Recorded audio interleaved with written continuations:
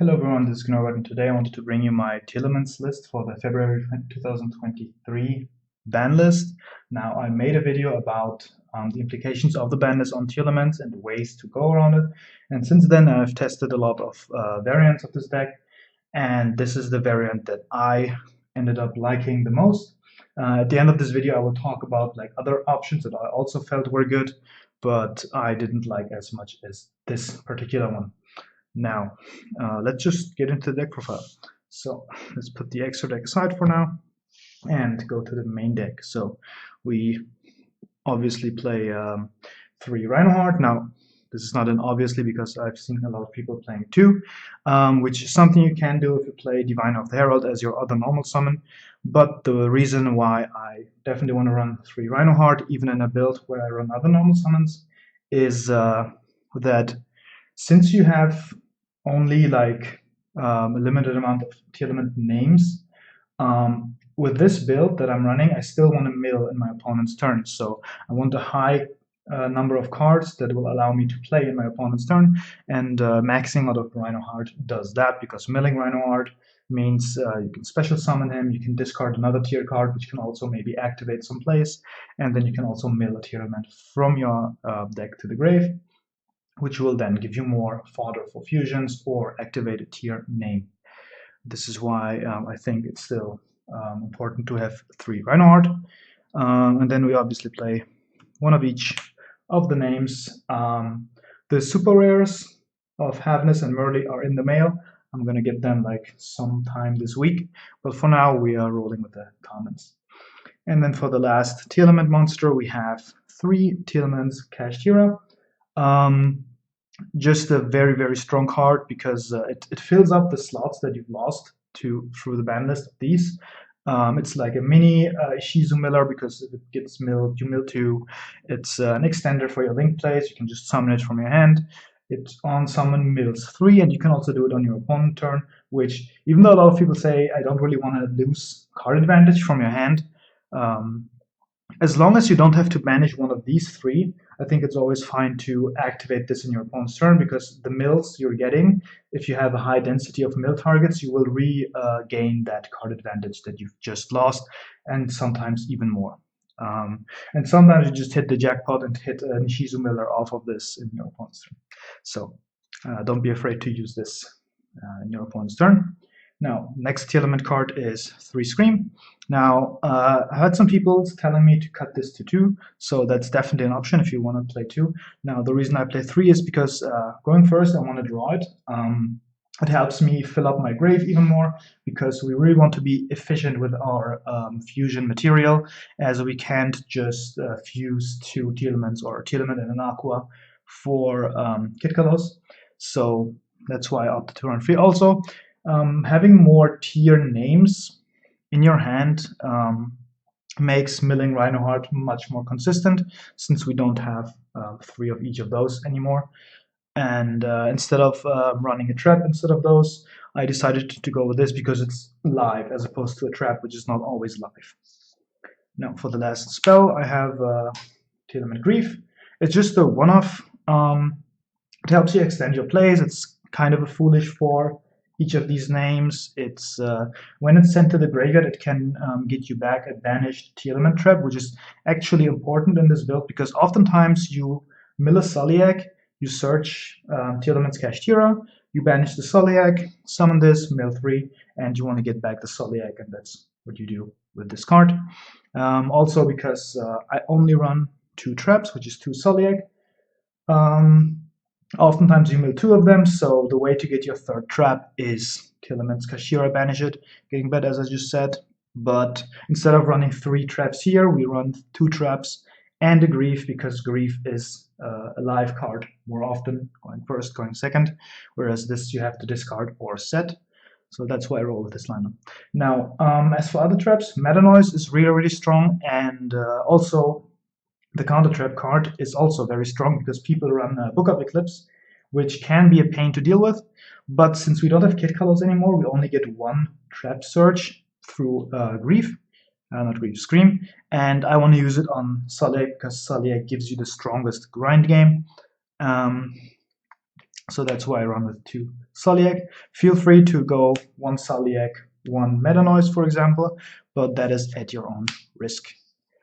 Now, these are the Tearlament names. Now, the rest of the Tearlament engine is 3 Pelorino, obviously even more important than before, because Pelorino gives you another pop, which is an extension in this build, because you oftentimes pop your own Kaleido Heart to get to your traps. It's consistency, because you don't have that many names. You want to add them to your hand, whatever name you need at the moment. Most of the time you add Shiren, Rhinoheart, or Tearlaments Kashtira. So that's why we run not 3, not 4. We run 6 Pelorinos, because we run 2 Foolish Burial Goods. I had 3 before, and I kind of want to run 3, but this list is very tight. So I said, okay, I want to have 1 less dead cards, because if you draw 2 Foolish Burial Goods, you cannot use the other one. Foolish Burial Goods kind of does everything in this build. You can mill a Soliac, add a monster, you can mill a Scream to add a trap, and you can mill Trivikarma, which if it's in the grave, you can banish it and add any card that mentions Visa Starfrost to the hand. So these are Pelorino, Soliac, Grief, Scream, and the other Tearlaments traps also do mention Visa Starfrost. So since Pelorino is so important in a new build, I run this engine here.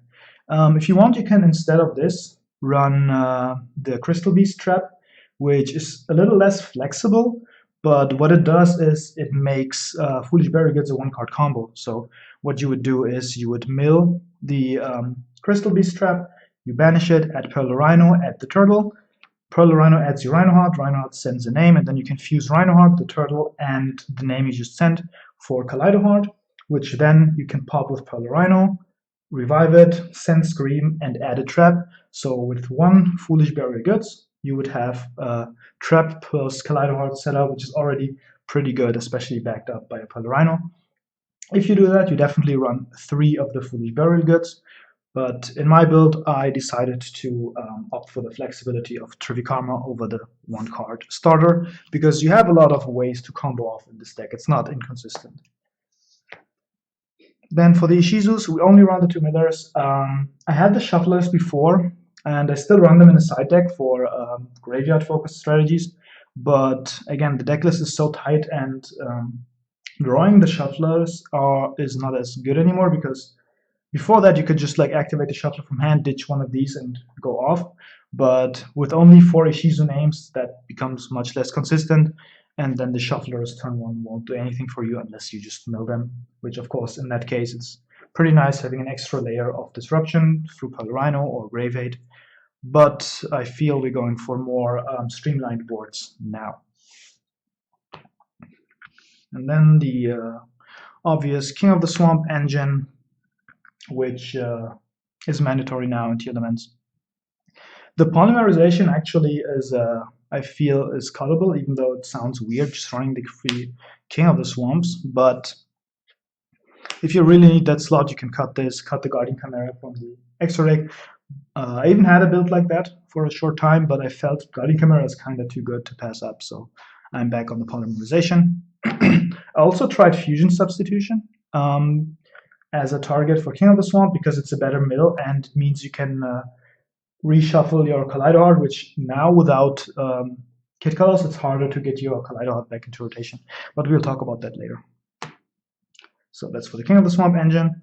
And then you run power cards, which is 1 Foolish Burial. It's just, it gets you your names, it gets you your Rhinoheart, it gets you your Tearlaments Kashtira for mill 2 if you want. Most importantly, it mills a miller. So this is just budget Kit Colors. You just mill a miller, mill 5, and then you go off. And then we run Instant Fusion. Even though we don't run Kit Colors, and this is one of the latest additions I did to the deck, but it is actually just kind of good. Because if you play against the Kashtira board, you can just start off your turn, Instant Fusion, if you have a zone free, obviously, get into King of the Swamp, and from that point on, you can just freely play. Not directly freely, but it's much harder for them to interact with you because everything you do is just untargetable. So like you can go King of the Swamp, the Mud Dragon, I mean, of the Swamp, normal summon like a Reinhardt, you don't even have to change attributes for that. Overlay for Baguska and attack, which can also not be targeted. You attack, make Zeus, and that's that. So instant fusion, very, very good card. There's also other applications depending on what you have in your extra deck, but we'll talk about that in a second. So the rest of the cards are for going second. So we run Nibiru. This is the flex slot out of all. I think Nibiru is just super strong right now against Kashtira because they kind of have to either end on a Rise Hard Pass, which is, to be fair, pretty hard for this to deal with sometimes, or they want to go for the full zone lock, and then you can punish them with the Nibiru. Then we run 3 Gadarla. Now, I told you about Arise Hard being a like huge obstacle for this deck. So sometimes some people play around Nip and Lava Golem and Sphere Mode by just ending on the Rise Hard Pass, and that board is already scary for this deck because you cannot get into your engine because a lot of your engine involves sending cards to the graveyard with Goods or with Foolish Burial, with Shiren, you name it. So Godarla, you can just Gameciel, I mean, you can just put over the Arise Hard. Even if they go for the bigger combo, if they don't full zone lock you, you can go Gameciel over the Arise Hard, and then you can deal with the rest of the board through your engine. And if they go for the full zone lock, you go Gameciel over the Shangri-Ira, of course, which is one of the few cards that you can use even if your whole field is blocked.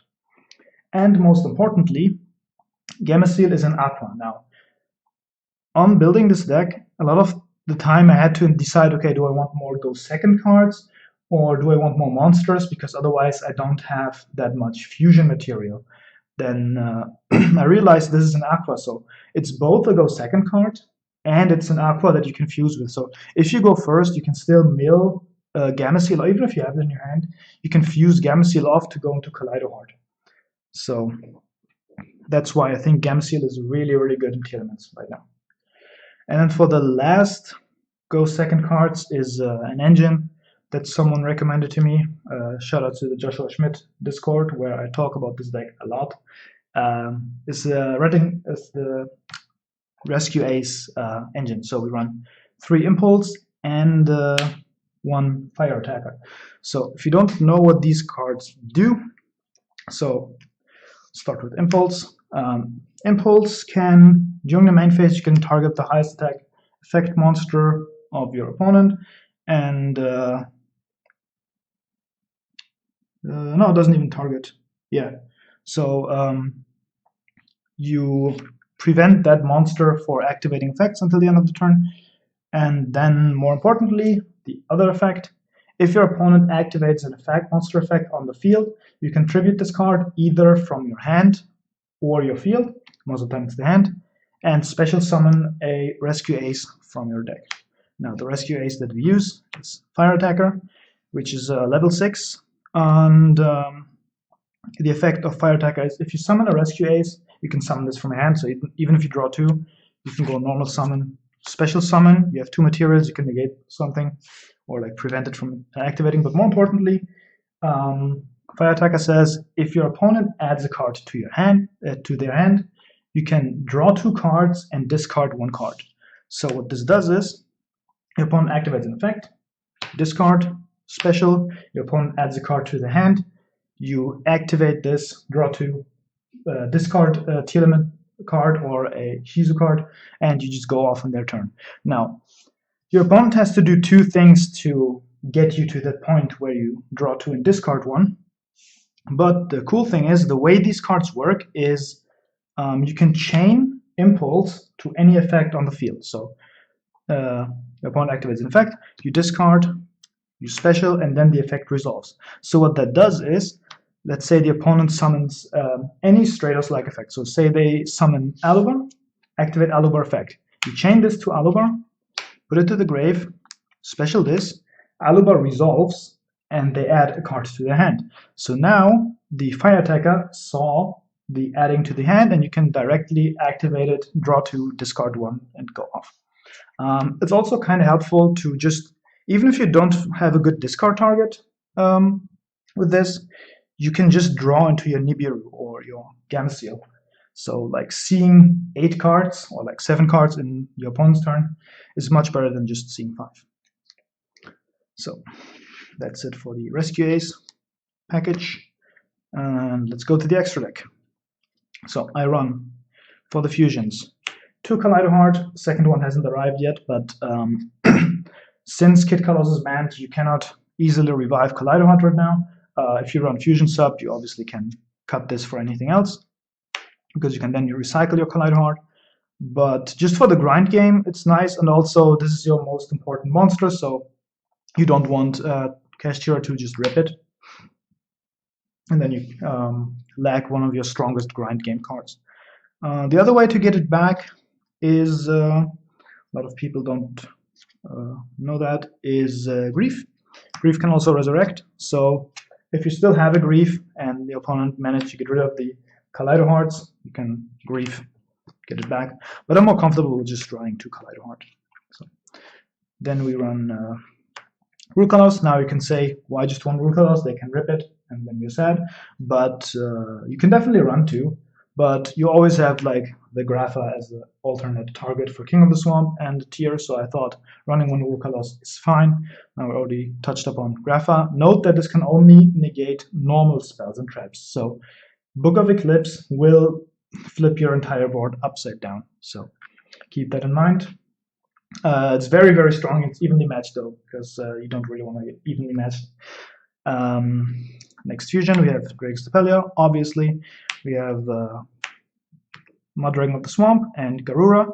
Garura, not as prominent of a role anymore, because the only way you do it is like with you fuse 2 tier names, which means that you have to send one to the grave and not use it. But sometimes you have used an effect, you shuffle your deck, you mill again, it's in their grave again, and then you kind of want to get it back. You can do that with Kaleido Heart too, but Garura is still nice to just have. Oftentimes when you do it, you summon the Garura, you link it off for a Masquerena and you draw a card.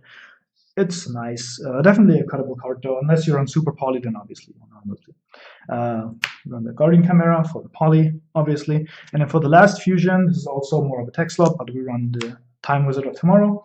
Now, if you don't know what this does, once per turn, while you control this fusion summon card, instant fusion counts as a fusion summon, so this is always active.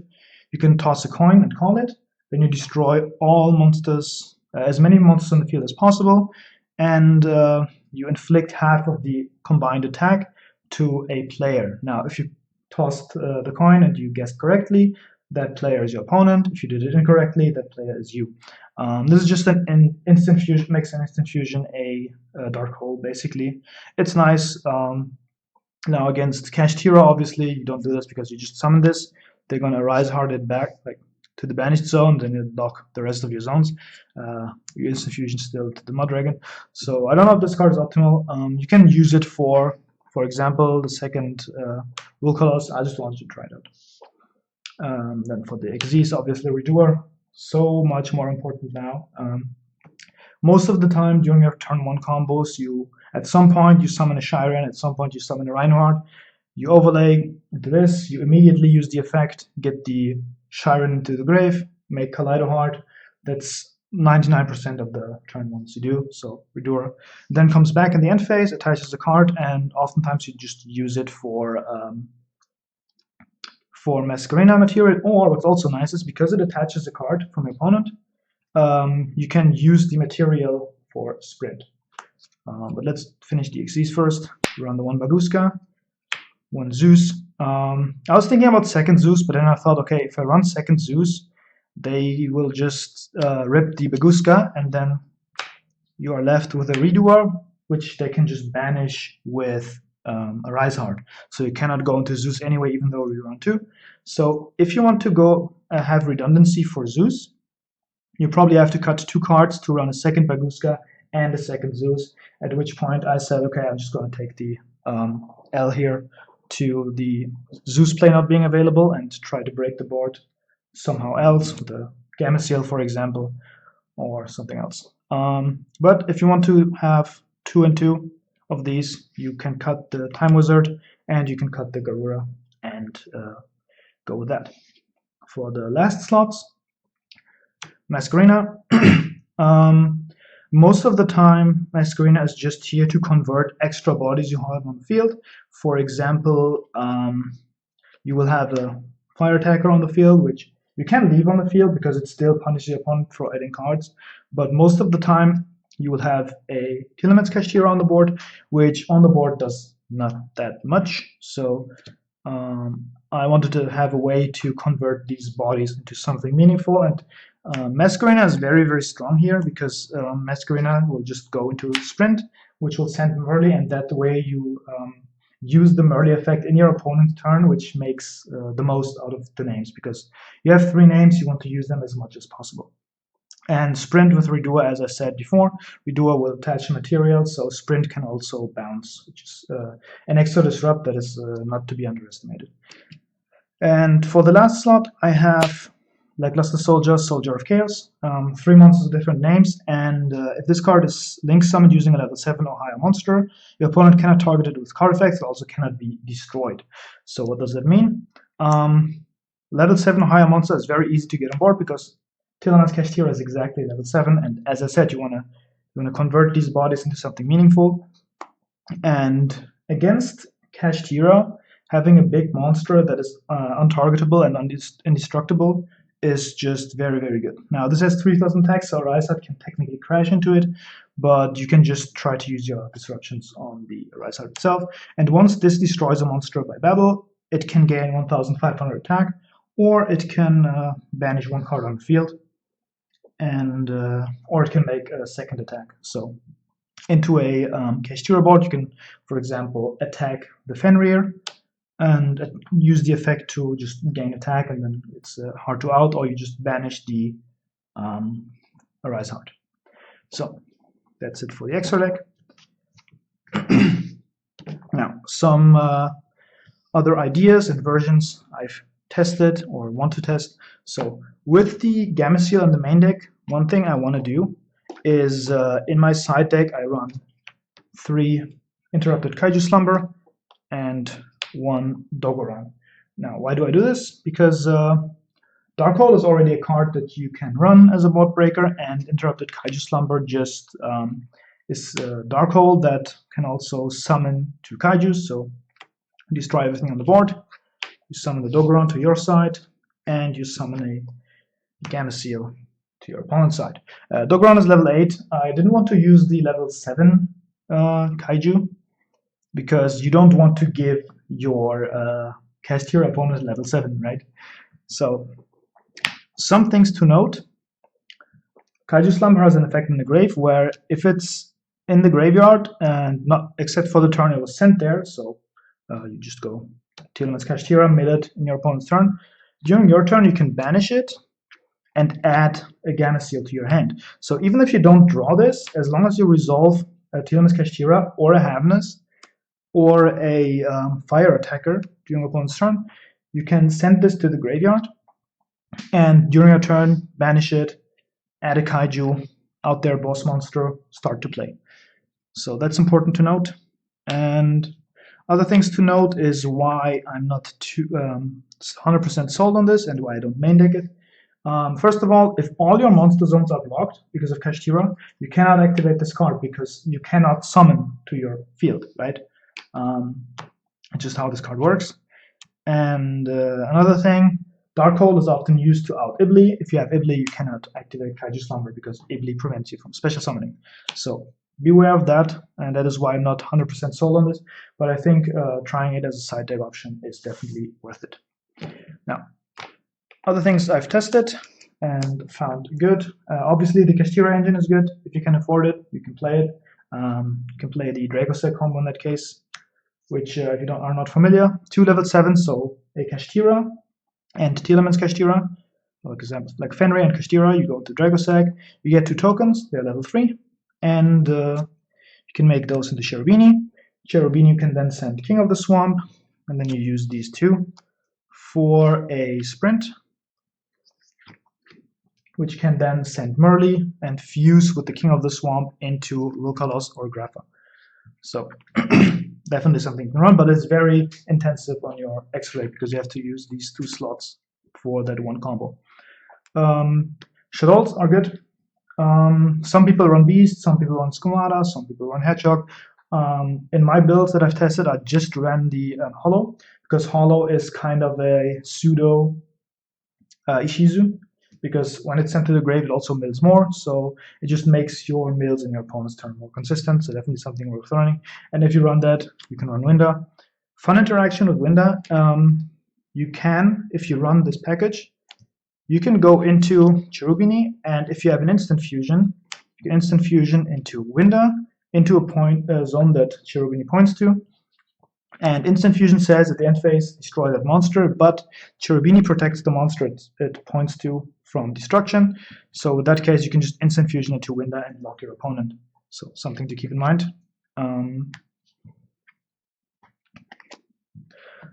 Other options for the Dragosack and Cherubini engine. If you can't afford the Kashtira cards, or if you don't want to run them, you can run Danger Nessie and one Wolpertinger. So this engine helps you get into this pretty easily. You can just use Nessie, special it. It's a level 7. It's also a Dark Aqua, so you can both use it for Kaleidoheart and you can use it for Garura. And it's just very helpful for fusion material as well. And then you run the one Wolpertinger. So if you hit your own Nessie, you can get the Wolpertinger. You can use the Wolpertinger. If it hits itself, you special the Nessie. And if it's summon itself, it's level 3, so you can use it for link material. Or if you have a King of the Swamp, you can actually play King of the Swamp and this and go into Cherubini if you want that. So Nessie definitely also an option to make this more consistently and have better fusion material. So Nessie is a worse card than Fenrir, but it is fusion material, so that's the advantage of Nessie over Fenrir. And then the last card that you can run is something that I found is Lubellion. So why would you run Lubellion? It is 1 Dark Monster and Fallen of Abba, so that would be King of the Swamp plus a tier. If in your locals, for example, there are runic players or anyone that plays bestials, you can tech this card because you have King of the Swamp and you have a banished Merly, and you somehow send the Havenus to the grave. You can use Havenus effect, fuse these two into Lubellion. Lubellion effect, discard a card, fuse Lubellion, recycles itself, so you can do it again with the Merly. And now you have a fusion monster and a dark monster. You go into Dragos Lapelia, and now your Merly is back in your deck and you got your resource back. So that's the point of Lubellion. If you want to get really cheeky, you can also, if you have 2 King of the Swamps, you can use 1 King of the Swamp to go into Lubellion, Lubellion effect, discard, and fuse with the other King of the Swamp to make Dragoon, actually. So it doesn't have a pop effect in that case, it's just a big untargetable Chungus with a negate, but that's a bit too cute for my taste as opposed to extra deck space. But Lubellion itself, definitely a card worth running, depending on your local metagame. So, that's all for the Tearlaments deck. Let me know if you like the deck. Let me know what you've been playing. Do you still play Tearlaments? How does your list look like? What do you think is correct? And see you next time.